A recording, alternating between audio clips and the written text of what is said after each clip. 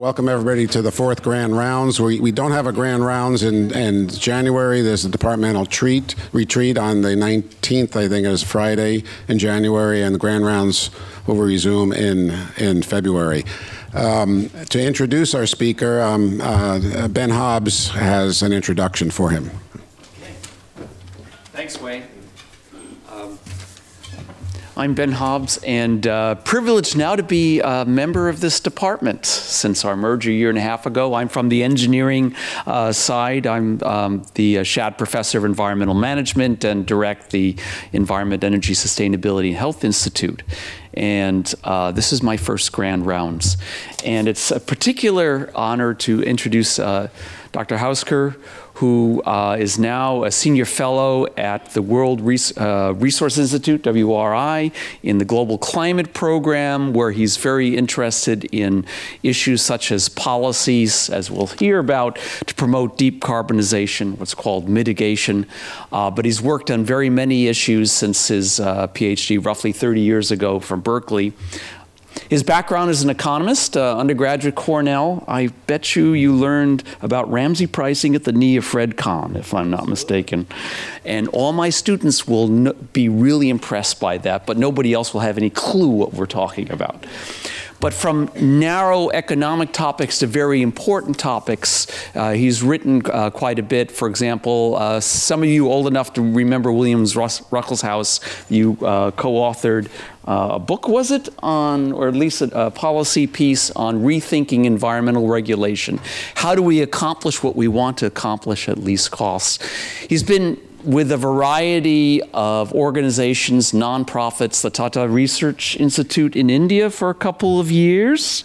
For one year, was a vice president at ICF, which is a major modeling shop for EPA and private clients, for 6 years. Was chief economist for one of the Senate committees in energy, where he dealt with issues such as electricity deregulation, trading of carbon, and earlier on sulfur dioxide. He was also, let's see, a deputy administrator in the policy shop at USEPA under President Clinton. And I am really looking forward to hearing about your thoughts as we go forward in the future. Karl?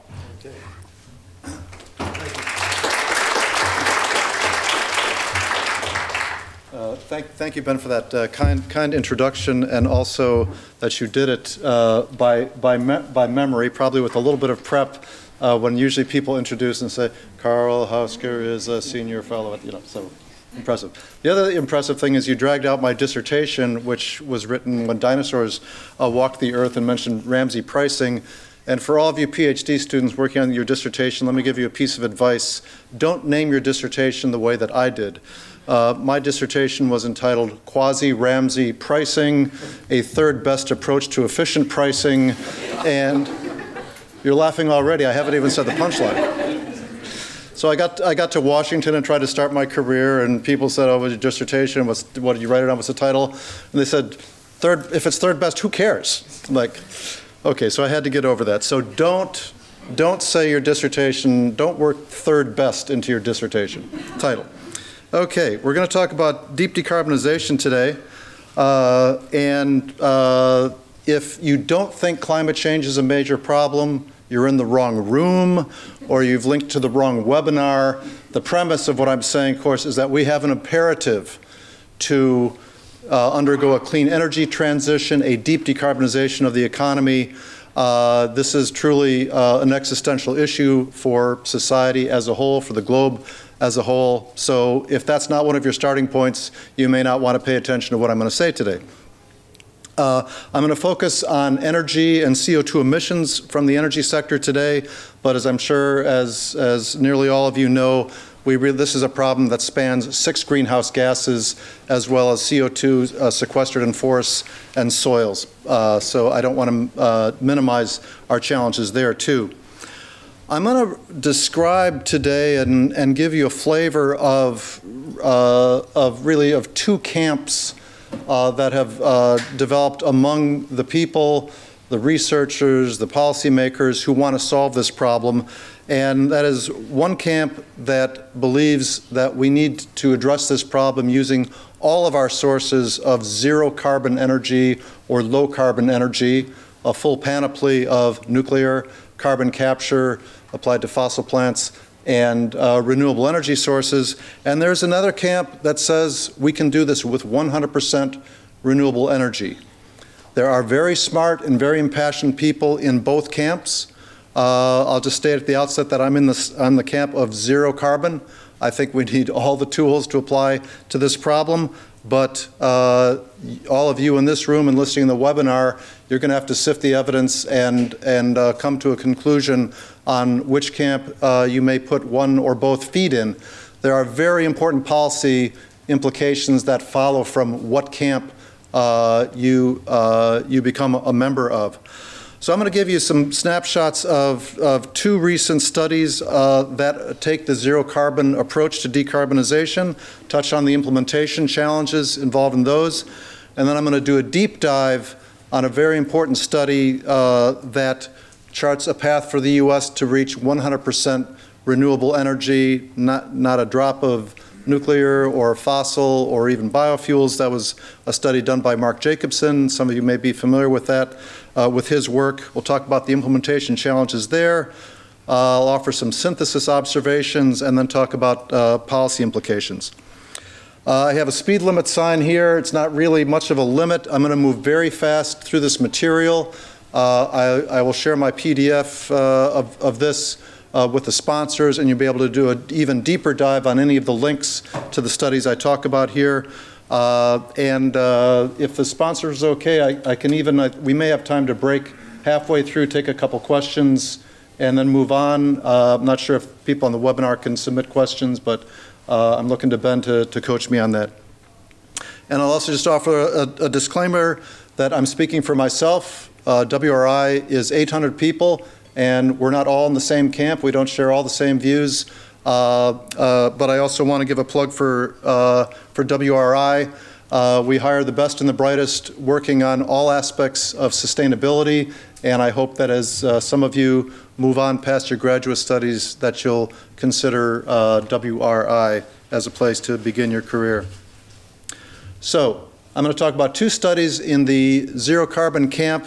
I believe they have a long shelf life. One is titled From Risk to Return, Investing in a Clean Energy Economy. This was published in December 2016 by the Risky Business Project. And the second is the official U.S. MidCentury Strategy for Deep Decarbonization, issued by the Obama administration in November of 2016, mysteriously no longer on the White House website. Fortunately submitted to the FCCC, and you can find it there or in the Obama archives. It has a long shelf life because I don't think we're going to see anything like this for several years. But both of these look out to 2050. They reach an 80% decarbonization of the economy. They look at multiple pathways to get there because there is not a single silver bullet or silver pathway to get there. I'm not going to go in deep. I'm not going to go into the modeling approaches, other than to say that the Risky Business Report used a technology pathways model that has been used by several organizations, including NRDC and the Deep Decarbonization Pathways Project from a couple of years ago. The MidCentury Strategy Report used the GCAM model, which is widely known, has been used for many years. Some of you may be very familiar with it. Different modeling structures and approaches, sort of similar results in a way. I'm going to touch on, I want everyone to be very familiar with what I call the three pillars of decarbonization. When you look across these two studies and virtually all studies in this area, there's really three things we need to do in the energy sector. First is to convert as many end uses as possible from the direct combustion of fossil fuels to the direct use of electricity or to clean fuels derived from electricity, such as hydrogen or synthetic methane. We know how to produce both of those. So we have to electrify the economy across the board, as many end uses as possible. The second pillar, not surprisingly, is if you're going to produce all that electricity, you have to decarbonize it. And again, fortunately, we have lots of options. Among renewables, we have wind, PV solar, solar thermal power towers, we have geothermal, we have hydro, we may in the future have commercial tidal power, et cetera, et cetera. We can also burn biomass and capture the emissions and sequester them. That's another option.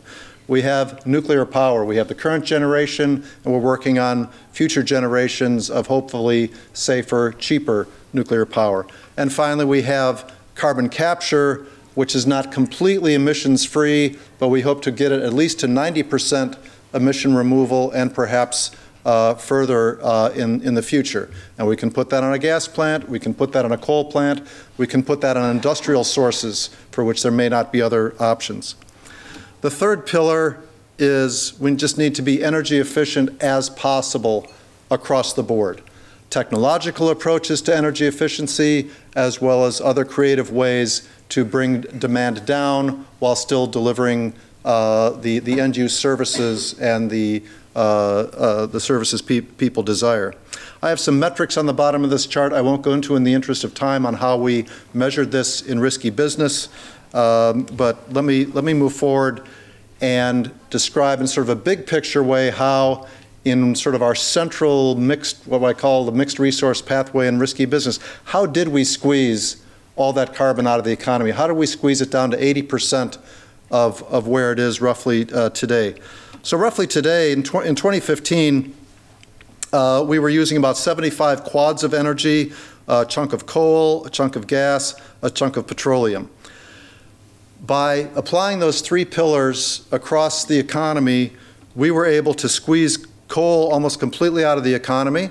It's mostly power generation. We were able to virtually eliminate that. We were able to take petroleum use way down by decarbonizing transportation. Of course, the biggest driver of petroleum use. In this scenario, we're still using it in aviation and some heavy-duty trucking. Interestingly, gas remains a fairly major energy source in 2050. What are we doing with it in our model? We're using it to produce power and capturing the CO2 emissions from gas, and we're also using it in some industrial and transport applications. I should also note that in addition to decarbonizing, you can see if we look at fossil and non-fossil energy, we're using somewhere north of 100 quads of energy in 2015. When we add these two bars in 2050, we're closer to, I forget, about 80 quads. We have a population growing, we have an economy growing, we assumed about 2% a year. So you actually have more people, more end-use services, but we've actually, by being efficient, we've been able to shrink total energy use from 100 quads down to something like closer to 80 quads. So again, that's that third pillar in play. What happens in the non-fossil area, this green chunk is all the ethanol we're producing right now, which is not a particularly environmentally friendly fuel. And we have a big chunk of nuclear energy here. And the nuclear grows somewhat. The biomass fuel, we switch out of ethanol. We take advantage of the full billion-ton biomass resource in the U.S. and are using it for biogas and biodiesel. We have solar and wind growing as well. And I should say, in terms of biomass, if I can say, there's sort of a second camp, a split in amidst the climate community and the energy community. Biomass is controversial. Some people, including some of the people at WRI, feel that we should not be using biomass because of the potential competition for food production, particularly as population grows. And I think one of the things that needs to be looked at very hard in risky business and some of the other studies is we were optimistic on the biomass resource potential. If you don't use that, then you need to find other low or zero carbon power sources. So that's an area that we can go into further if you wish. We're also producing a little hydrogen in this particular pathway. The other thing I'll zoom in on the risky business study is what happens to that larger power generation sector. Here in this graph, we have sort of our reference case mix of power generation dominated by fossil plants without any carbon capture. And you can see, of course, the first thing as we look across 4 pathways, that you're producing more electricity in each scenario. You're electrifying the economy. So we had a pathway with relatively high carbon capture and sequestration, relatively high nuclear, relatively high renewables, and then sort of the most balanced blend of the 3. Again, there is no right path here or perfect path. Each of these has a cost. They're not radically different in their cost. You can see that each of them has rapid growth of wind in the light blue onshore, dark blue wind offshore, solar grid connected, solar distributed. Each of them has a small slice of gas turbines in gray for load balancing, but you have some relative shifts. Our pathways for electricity had anywhere from 40 to 80% renewable generation, and then mixtures of, and then blended in with different elements of nuclear carbon capture. And depending on how these sources evolve in terms of their cost and public acceptability, this provides a range of what we might be able to do. But the key thing is that it looks like in our modeling, the economy should take advantage of renewables in a big way. The cost has come down a lot recently, but it also retains a role for more traditional baseload and ramping and intermediate type plants to balance load, keep the lights on, and do it at reasonable cost. I'll touch for a minute on the mid-century strategy report that I mentioned at the outset, just to show you some of the similarities. Sorry about the tiny font on this graphic, lifted straight from the report, but they look across all 6 greenhouse gases, and so they have a base case emissions from historical levels in 2005 up to about 10 gigatons of CO2 equivalent, and then they have to walk that back 80% in the GCAM modeling and the supplemental modeling they use for the non-CO2 gases. But here we see the same 3 pillars of decarbonization in transforming the energy system. First, we have the electrification of the economy, electrification of end uses, transition to lower zero carbon fuels, knocking a chunk out of our base case projection for 2050. Then here's the electrification of the power sector through the growth of renewables, growth of fossil fuels with CCS, and the growth of nuclear over base case levels. Whoops, sorry. Wrong way. No, still the wrong way. How do I go backwards? There we go. Sorry. And then the third pillar, stop that. Okay. The third pillar is efficiency, greater efficiency in transportation, buildings, and industry. So again, you can look at the details in the MCS report. They do multiple pathways for the power sector and for some other sectors, but it's a similar message. You can have a strong growth in renewables complemented by retention of nuclear power, some expansion, and the emergence of carbon capture on fossil plants, gas and or coal to electrify the economy and keep the lights on and decarbonize. Over here you have some increases in land sequestration and some reduction off of base case emission levels among the non-CO2 gases. So that's how they do it in the mid-century strategy report. I'm just going to touch on 2 other studies just to give you a feel for it. Here's something that the Natural Resources Defense Council published just this last September. They use the same model as the Risky Business report, and again, we're looking to hit 80% plus reductions in energy sector CO2. And again, they have a large expansion of wind here, large expansion of solar, but they also retain hydro, gas, fossil with CCS, and a little bit, and some nuclear plants still operating in 2050, even as total power consumption grows with the electrification of the economy. Similarly, at a global level, just give you a flavor of a study from last year by the International Energy Agency that was looking globally and trying to figure out how can we go from 40, 50, 60 gigatons of emissions per year down to something compatible with a 2-degree warming. That would take us down to more 15 gigatons of emissions. And this graph shows that in their 4-degree scenario of emissions, which is sort of nations start to do something. They also had a 6-degree scenario in which we just stick our head in the sand and do nothing. But to go from 4 degrees to 2 degrees, what do we have to do globally? IEA modeling showed, yes, you need to expand renewables dramatically, expand energy efficiency, but also they have slabs of nuclear and CCS in there. And I would say the most deep decarbonization modeling takes the approach that you sort of need. You need a big boat. You need the full toolkit. You need renewables. You need nuclear. You need carbon capture. There's implementation challenges in going down these pathways. The rate at which you have to build power plants is daunting. It's doable in my view, but we need to build them at sometimes 2 to 4 times historic rates to electrify the economy. We also have to expand the transmission system. And we know that sometimes it's hard to build transmission lines. In fact, it's always hard to build transmission lines, largely for political reasons, for NIMBY reasons. As we particularly electrify transportation and light-duty vehicles, we have some interesting challenges. Are we charging them at the workplace? Are we charging them at home? Or in both places?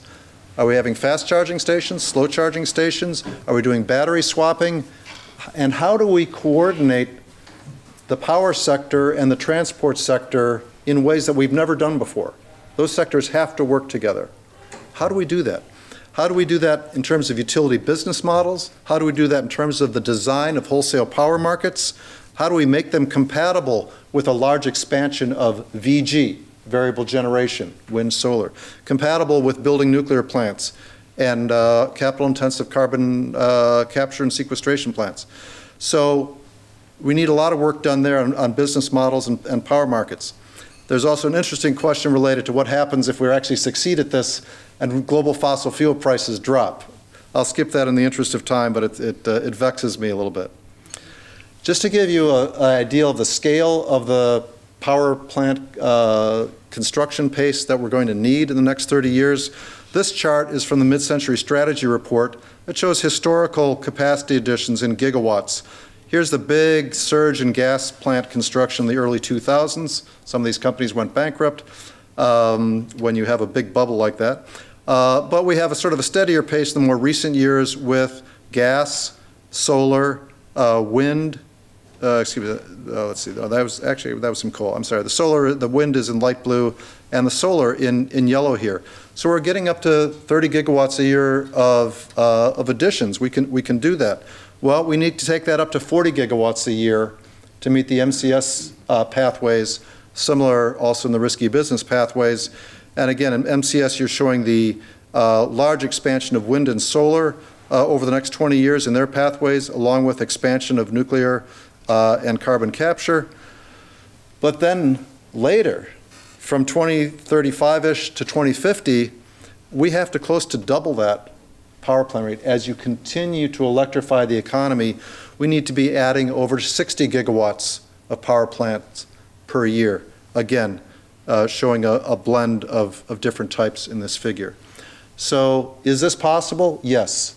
Is it a little daunting? Yes. You need to line up the policy and the financing and the public support to do this.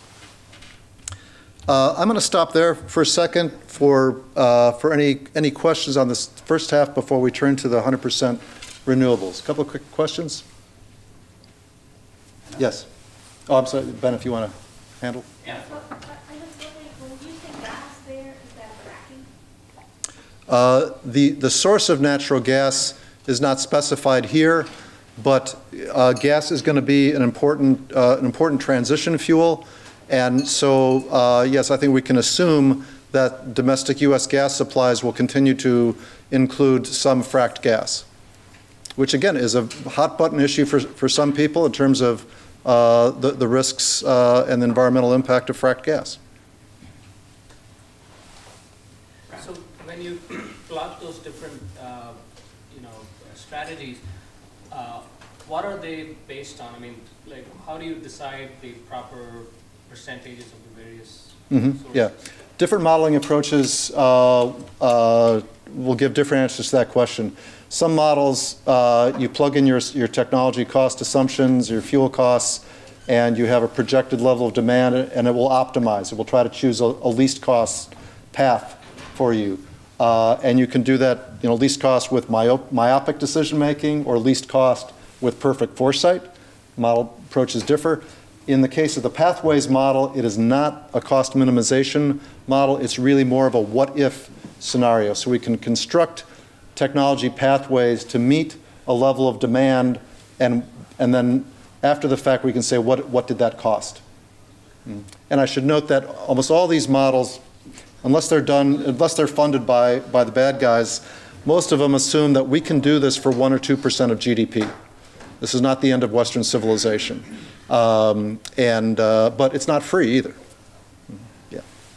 Okay, I have two questions. One, I'm assuming this is just domestic use. So you mentioned aviation a bit, but I know that typically aviation and international transport in general isn't accounted for in domestic energy or greenhouse gas emissions profile. So I was wondering, how does that work? And then the second is, are there any projections of reduced demand, like if people were to have fewer cars or travel less? Karl, would you mind restating the question, because Sure. I can't hear it on. Yeah. First question was, how is aviation dealt with in this? And then the second question is, how is demand dealt with and potentials for reducing demand? In the aviation, I believe this just covered domestic aviation.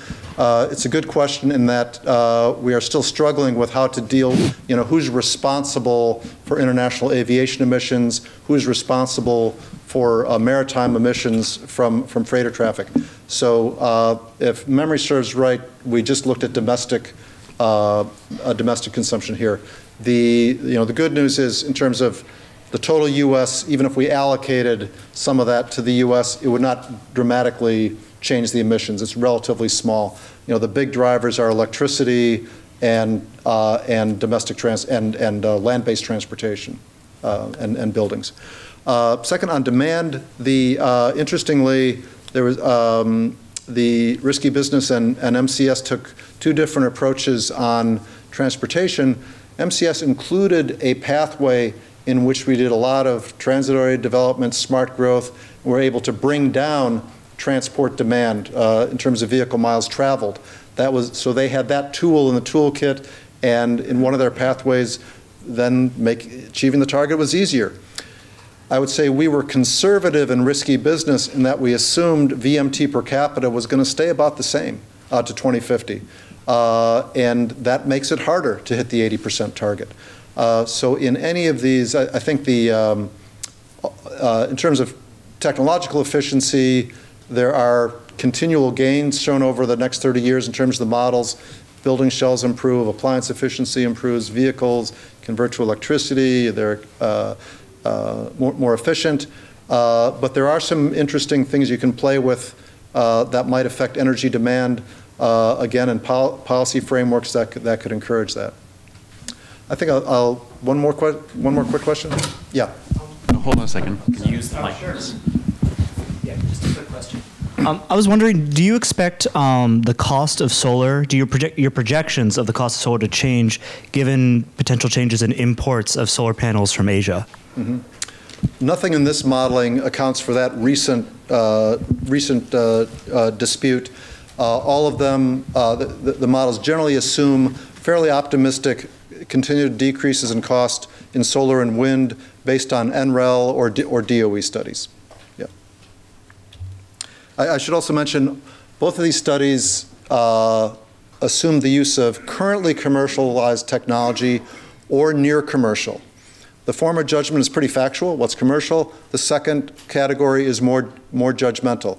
But both studies and most studies of this nature have a conservatism on technology in that we don't assume, bioalgae fuels are going to come in at X dollars a million BTU, or tidal power. So in general, a lot of this is daunting, but technology is going to deliver mostly pleasant surprises over the next 30 years. So I hope that factor makes some of this easier to achieve. Other factors keep it hard. So let's turn now to 100% renewable pathways. And this is a smaller body of literature, but again, very smart and very passionate people put their studies out in this country and in other countries. I think there's a European Institute just released something at the last conference of the parties on 100% renewables for the world, globally. I haven't looked at it yet, look forward to that. But I want to focus in on the work of Mark Jacobson of Stanford because it has been very widely cited by those who would like to go down this pathway. As some of you may know, he published a study for the US in 2015 and coined the term 100% wind, water, solar. And he mapped out pathways in his modeling that had absolutely no fossil fuel use by 2050, no nuclear power, and no biofuels. He's expanded that to develop what he calls these roadmaps for all 50 states and for 139 countries. The work has been widely cited, and there's a whole camp, as I said, that has embraced the goal of 100% renewables is the solution to the climate change problem. Jacobson has gotten a lot of publicity, things like cover of Scientific American, TED Talks, and other places. We have over 100 companies saying we are going to go 100% renewable power. We have 150-ish mayors saying we want 100% clean energy, which means almost in all cases we want it 100% renewable. There's a website, Go 100% Renewable, that maps all over the globe the countries or the states or provinces or cities or companies that are saying this is how we want to solve the climate problem. As far as I know, the only state that has really adopted this legally so far in the US is Hawaii, although other states have considered such approaches. And I think it's very interesting to note that in California there was a Senate bill earlier this year that first set a goal of 100% renewables by 2045, but later on in the California legislature they backed down to say, well, maybe 60% renewables, but 100% zero carbon. There has been, and I hate to say, I hate to see people fighting over this, but it's happening. There was a withering critique of Jacobson's work that appeared also in the proceedings of the National Academy of Sciences, just as Jacobson's original study did in 2015. That came out in June of this year, and in terms of academic type language, this is about as rough as it gets. You used invalid modeling tools, you made errors, you made implausible and inadequately supported assumptions. Policymakers, treat this with caution. That's about as severe as it gets in the proceedings of the National Academy of Sciences. And I'm sad to say that Professor Jacobson responded with a $10 million lawsuit against the National Academy of Sciences and a companion $10 million lawsuit against the lead author of the 20 people leading energy and climate modelers who put their name to this critique. It's important that you understand what's going on here, and you can come to your own conclusions on this whole problem of how do we decarbonize the power sector? Is there a role for bioenergy or not? What kind of bioenergy? How big? How little? Again, the policy implications can be almost staggering.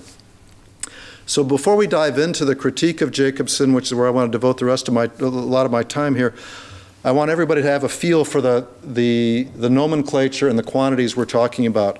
A gigawatt is 1,000 megawatts. A large central station power plant is about 1 gigawatt, 1,000 megawatts. A terawatt is 1,000 gigawatts. The total US electric capacity right now is about 1 terawatt. Think of it as 1,000 central station power plants, but it's really not. It's more than 1,000 because you have large, medium, small plants. But that's what we have now. That's what we're adding to. So as I said, Jacobson's study is in the same general space, and it uses the same pillars as all the other studies do. He assumes greatly increased energy efficiency, assumes electrification of end uses, but then when it comes to the power sector, it's 100% renewable. zero fossil fuel use, zero bioenergy. And as you all know, if you go 100% renewable, you're relying on variable generation. Sun shines, wind blows sometime, not all the time, and there is a large integration issue. How do you integrate the system to keep the lights on? How do you balance load minute by minute, day by day, season by season? And there's three broad categories of how to do this. Load shifting or flexible load, the storage of the electricity or energy you create. It could be stored as thermal energy, heat or cold for air conditioning. You can store it with the production of hydrogen. Interestingly, in the 2015 study, Jacobson did not assume the use of batteries, but he has used batteries in, I think, some of the subsequent studies. And as you probably all know, the cost of batteries is coming down, and modelers are starting to build it in more and more. How can we use batteries as one form of storage? The third way to integrate the system and keep the lights on is using geographic diversity, tying large land masses together with transmission lines so you can take advantage of the sun shining here but not here, the wind blowing there but not there, and wheeling the power from where it's being produced to the load centers. So I'm now going to walk you through how Jacobson balances the system with these three strategies. And I'll apologize ahead of time. I'm lifting his tables and graphics out of his study. They're a little hard to see sometimes, but bear with me. If we're going to go 100% wind, water, solar, 100% renewables, what's your generation mix? In Jacobson's table, he shows where we were in 2013, not dramatically changed right now, adding up wind, solar, some hydro at about 88 gigawatts. So we and no current major solar thermal directly for heat purposes. So we have about 158 gigawatts of renewables, and then I have added 4 more rows here of natural gas, coal, nuclear, and miscellaneous to get, here's our 1 terawatt roughly of electric capacity currently, 2013, hasn't changed radically from there. So how do we go 100% wind, water, solar? It's shown in these columns, but to give you some subtotals, about 1,400 gigawatts of wind, about 3,000 gigawatts of solar PV, and interestingly, about 22% of that is rooftop, residential, commercial. Most of it is utility scale, which is another interesting angle of renewables. And there's about 363 gigawatts of concentrated solar power.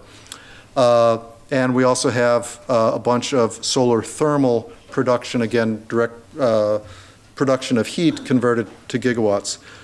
So we have a 6 terawatt system compared to a 1 terawatt system now.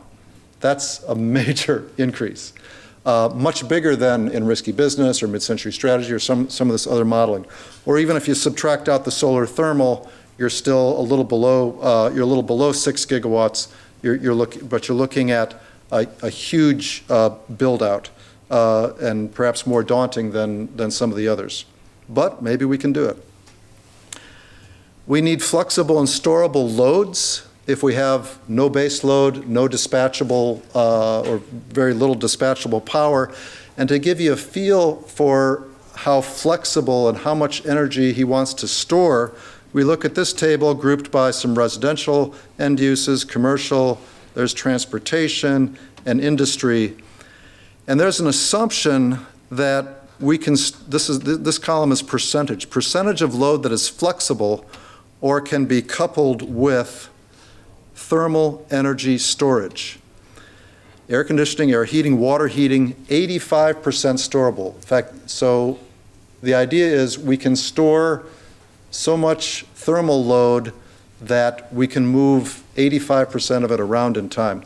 What he assumes is massive underground thermal storage below our existing building infrastructure, to the tune of being able to supply 85% of the heating and cooling needs there. In the commercial sector, similarly with air conditioning, air heating, water heating, 95% can be stored. A couple other uses, only 5%, other uses 15%. So overall, you get some massive percentages of, 60%, 55% of those sectors is a totally flexible, storable load that you can move around, that you don't have to use it directly when the power is produced. Similarly, in industry, some ranging from 50 to 95% storable or flexible. So this is a huge infrastructure change we've seen nothing at all on this scale. Is it doable? That's a good question. There's also production of hydrogen on this chart as another form of storage. To give sort of a further example of where is what's happening with storage is this chart from Jacobson, where he talks about non-underground thermal storage and underground thermal storage.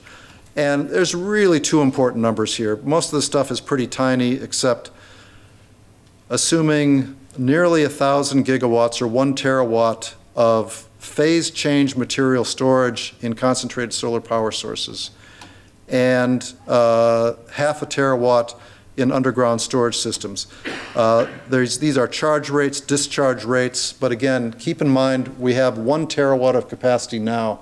So we're talking about, just in terms of energy storage, charge and discharge rates equal to the current size of the entire U.S. electric capacity, or half. So there's this incredible creation of an infrastructure that does not exist right now.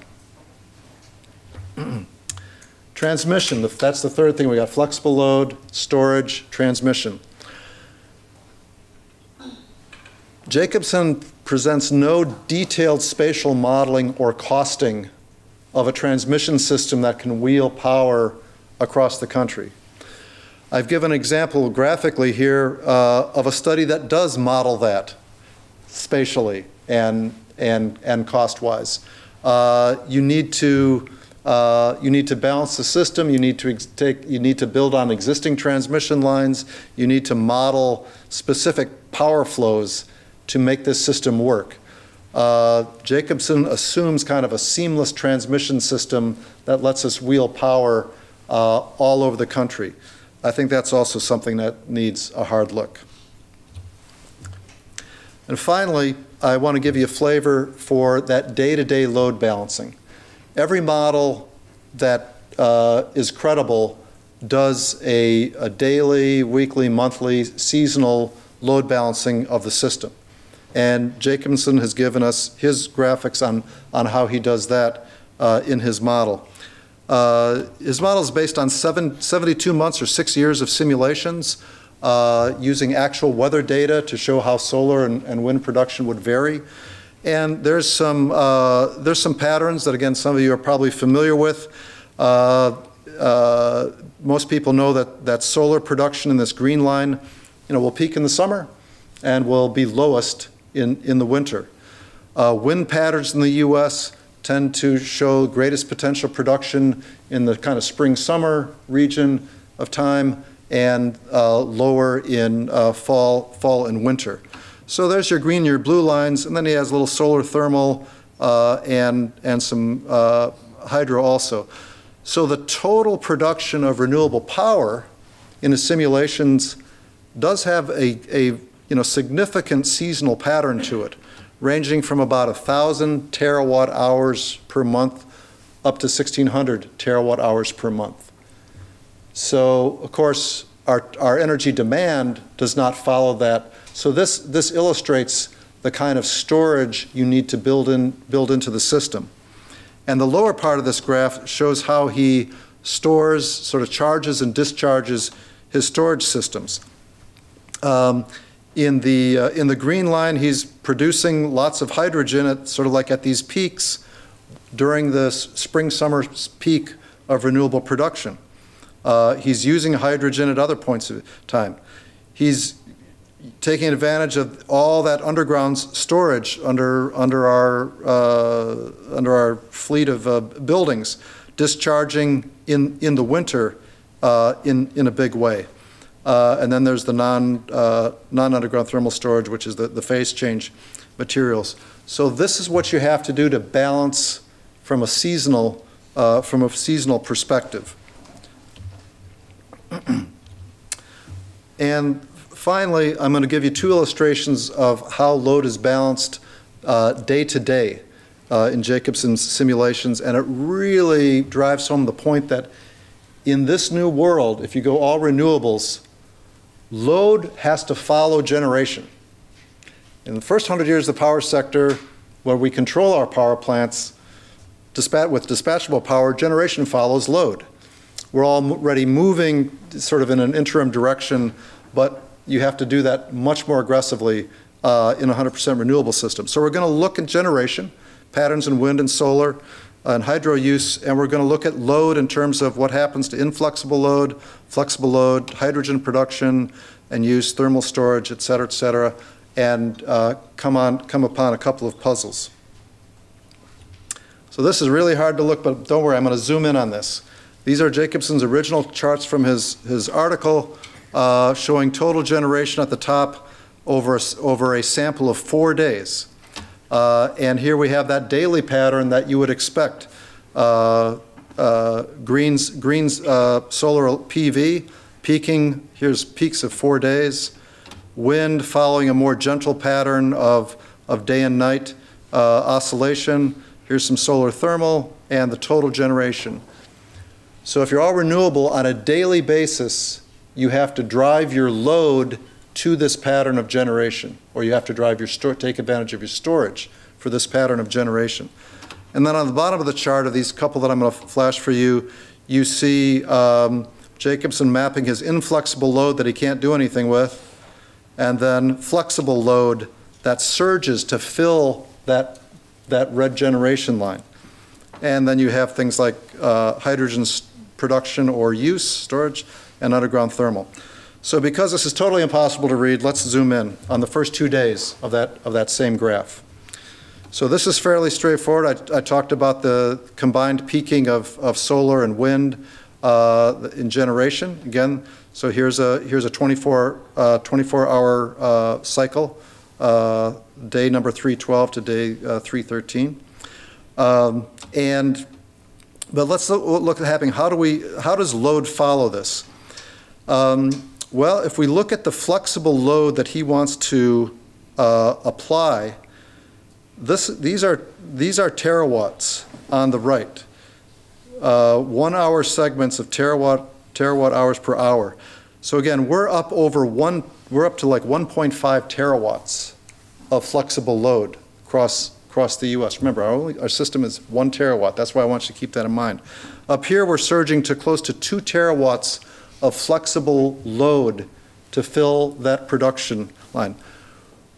As many of you know now, we're experimenting with demand response and flexible load, but nothing on this order. So that's a big question mark. Can we shift that much load? Here, interestingly, we have hydrogen production surging in the middle of the day. This orange line, we're producing hydrogen, and now below the zero line, we're using hydrogen. You can only produce hydrogen for a couple hours of a day. You have to build a very capital-intensive plant, but then you can only use it a couple hours a day. That has cost consequences.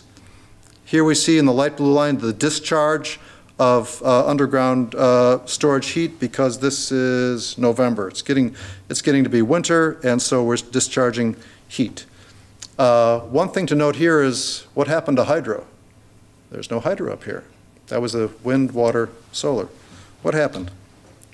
Now we're going to look at 4 days in January, similar graph as the first one, terawatts on the vertical axis, day of simulation. Very different kind of generation profile here, but let's zoom in and try to figure out what's happening on these 4 days in January. And by the way, I should emphasize, this is all, to Jacobson's credit, he does a very careful stochastic modeling of this. Every day is different because there is some fluctuation in the power generation, even averaged across the whole country, as he does. Let's zoom in here on generation. Here's your typical pattern in solar. peaking at about 1.5 terawatts because we built a lot of solar. Here's your wind up, getting close to a little under 1 terawatt. But whoa, where did hydro come from? Hydro goes from 0 to pulsing up to a maximum of about 1.3 terawatts of power to help balance load here. If you remember that first table, we have 88 gigawatts of hydro now. So how can we produce 15 times that much during about a 12-hour period on a January day? Jacobson explained this by saying he's not going to really expand the hydro system.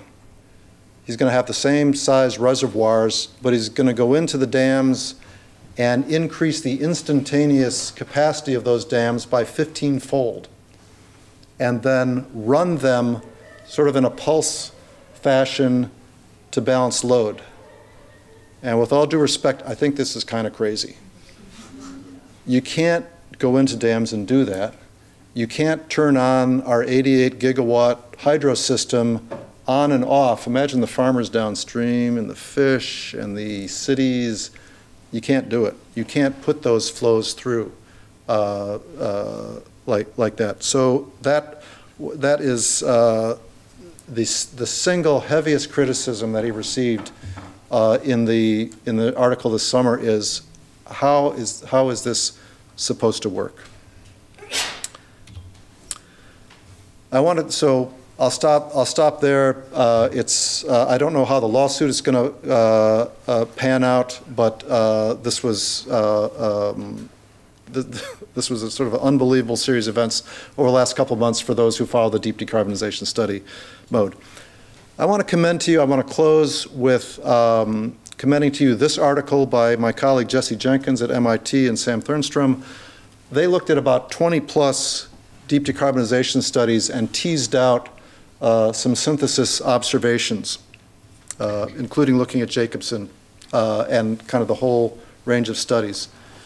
The first thing they teased out was if you try to use a system dominated by variable generation, wind and solar PV, it has to be physically much larger, sometimes with a total capacity of 3 to 4 times the peak demand of the system.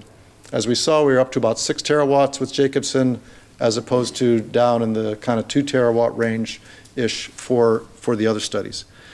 If you do have that kind of system, you either need a shadow system of dispatchable power to keep the lights on, or you need very long durational seasonal storage, 2 to 3 months of electricity or thermal use to get you through the seasonal fluctuation. And again, even with battery prices are coming down, that is a very daunting task, that level of seasonal storage. If you're going to build that system, you're going to store some of your power, but you're also going to just spill a lot of it. You're going to curtail. You've heard of curtailment, overgeneration, spilled power. You're going to waste a lot of it. If the capacity is cheap enough, fine, but none of this capacity is free. You also, in almost any of these studies, you need a major expansion of long-distance transmission lines. The richest wind resources are in the middle of the country and potentially offshore Atlantic. How do you move it to the load centers? The richest concentrations of solar potential, of course, are in the Southwest. How do you move it to the load centers? Almost under any scenario, we have to overcome our balkanization of our political decision-making and our NIMBYism, and we need to build transmission under any of these scenarios. Policy implications. First of all, I just want to talk about the purpose of modeling. Having done a little bit of modeling in my life, the purpose is not to say, yeah, my model is better than yours. And we're not going to put this stuff in a time capsule, open it in 2050 and see who was right. No. This modeling is a giant what-if game we're playing to try to tease out insights to help us decide what to do next year, the next 5 or 10 years, not what to do in 2050. So when we look at these two camps of zero carbon energy, low carbon energy, all of the above options versus 100% renewables, I urge you to think about portfolio theory from finance. I urge you to think about risk management and avoiding locking in. I don't think it's prudent for us to put all of our chips on a single pathway, 100% renewables. I hope we get some pleasant surprises. I hope we have breakthroughs, further breakthroughs in renewable generation, further breakthroughs in storage, in the ability to shift load, et cetera. I hope we build all those transmission lines. But to put all of our chips right now on that pathway, I think is risky. So, and also it affects what do we do with our existing nuclear plants? As many of you know, some of them are shutting down, even though not for safety reasons, but for economic reasons. We don't have a price on carbon, and there's some other vagaries of the wholesale power markets that are leading to early shutdowns. For some people, they welcome that. If you are reflexively against nuclear power, you see the risks of existing plants or any new plants as just categorically unacceptable, then that may push you to the 100% renewables camp, or maybe you can tolerate some carbon capture on fossil. If you want to leave all of it in the ground, if you are very opposed to fracking and the risks that come with fracking, that may push you toward the 100% renewable camp. So again, this is the kind of debate we need to have. My personal view is we need a very rich RD&D portfolio across all of these options. We need that expanded transmission. And I also urge you to think about this from a global perspective. Regardless of what we can do or should do in the United States, what are other countries going to do? If we stop building nuclear plants, fine, maybe we can get along without them. Who's going to be building them? Right now, a lot of plants are being built by Russia and being exported. And I'd like to know what are the operational standards? What are the waste disposal standards that come with that? What are the nuclear proliferation standards that come with those? If responsible countries do not stay in this game, then there's going to be some implications. We need to think about those. And then finally, I just want to urge you, if this intrigues you and you want to know about options at the national level, state level, local government level, corporate level, there's a great playbook coming out for the legal and policy pathways to decarbonization, going to be published by my colleagues Mike Gerard and John Dernbach next year. It's already, chapters are appearing in the Environmental Law Reporter. So with that, I want to say I thank you for being able to be here, and I'll take questions right up to 1:15, but if you need to go somewhere, feel free. I'm already a couple minutes past. Thank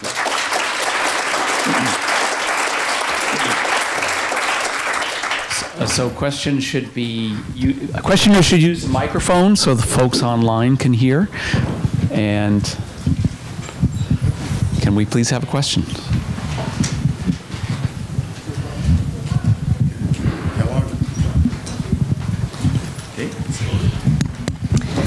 I can't remember if you had mentioned, but in the first couple studies, the no carbon studies, did they consider flexible loads at all? There's some load shifting, but more consistent with the low level stuff we're doing now. For instance, I have a slide of an NREL study from 2012 that shows some modest load shifting.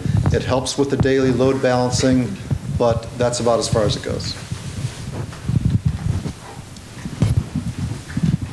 A very interesting talk. Maybe a little bit of expanding on this countersuit and the ideas on the kind of lawsuit that went forward, because this seemed unprecedented when there was a point-counterpoint going on within peer-reviewed journals, and then it went outside of that into a lawsuit where only one or two of the 21 authors were then, basically we'll see how it turns out. This seems somewhat unique to a dialogue that, as an evidence-based science approach, was not productive in either way. Could you perhaps comment a little bit more about how you see this evolving and how that affects actually where we're trying to go with, fact-based, evidence-based approaches, when all of a sudden adds this wrinkle into it that is somewhat unprecedented?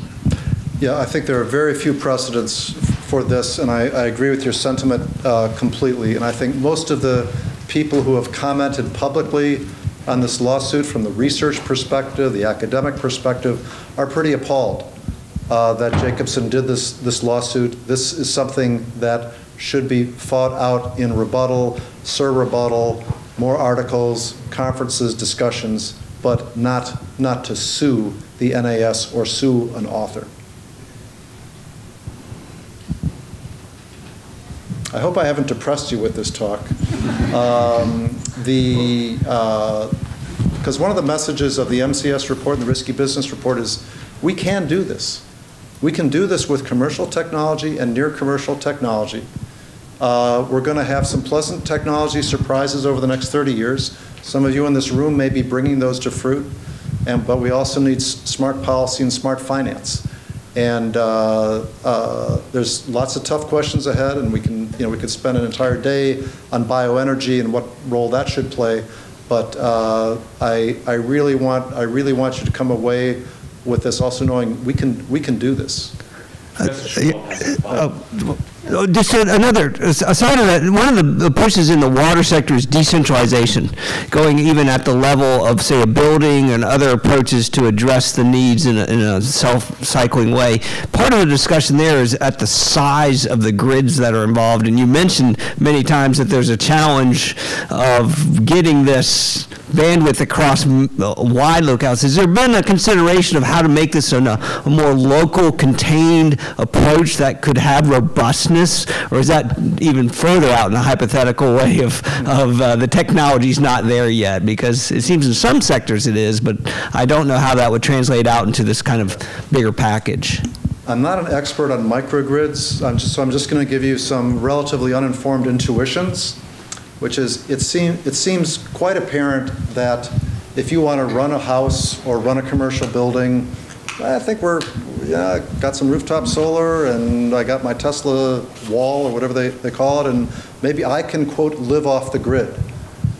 But remember the idea of embodied carbon emissions, which we sometimes talk about in larger contexts. Where's your food coming from? And who's building the combines, and what fuel is running the things that, because you still want your whole, you got your rooftop solar, but you went to Whole Foods and you bought your blueberries from Chile because it's the winter, and you got your bread coming from storage in the Midwest somewhere, or you're driving your all electric Tesla and you're charging with rooftop, but where did your Tesla come from? And where are the factories that made the steel and the glass and the rubber and built the battery? And where's the energy coming from that? So I think there's a niche for microgrids, there's a niche for rooftop solar, and that's all great. But we have to look at the big picture of the energy needs of maintaining an industrial society, unless you don't want to maintain the industrial society, which is a whole nother conversation. I think the woman in the back first, and then we'll move to the front. Dr. Rule. Thank you. So I was going actually in the opposite direction that Dr. Schwab was going. So this is, I know you mentioned some graphs for worldwide, but so how do you see these working if even in the United States, it's looking like more of a challenge in the next couple of years, especially. But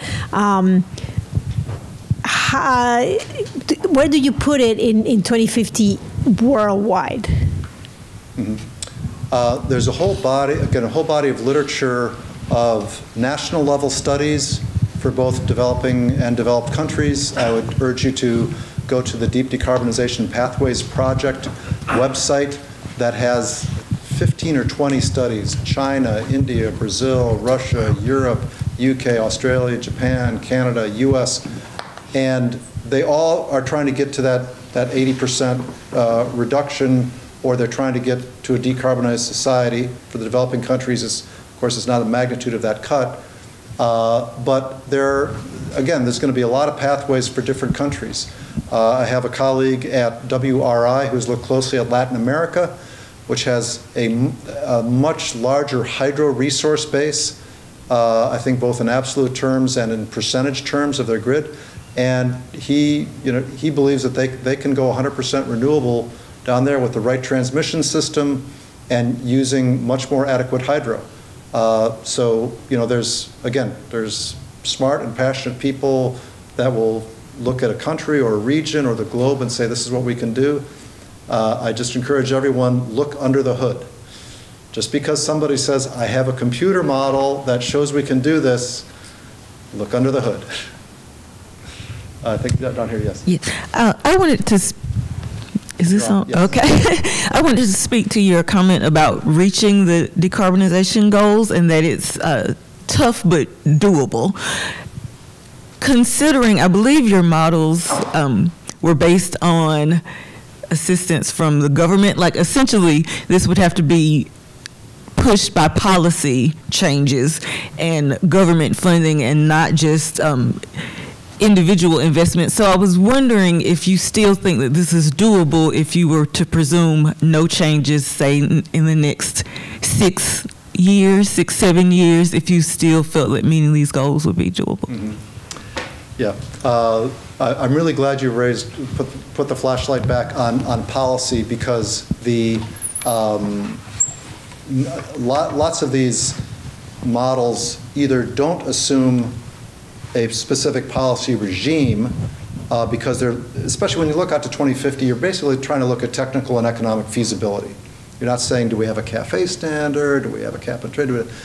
So they either do like what if technology assumptions, or the common thing a lot of these models do is we are going to assume a carbon price, either carbon tax or cap and trade, that starts at this level, ramps up to this level by 2050, and then that drives decision making. And again, that's a little bit of a punt because certainly we're not going to see a carbon tax in the next 3 years or so in this country. But it also, in my mind, it punts, I think, the more complex question of we need probably a mosaic of policies at the national, state, and local level to do this in the most most low-cost way, and in a way that also preserves equity and doesn't just hit people with $200 ton carbon price.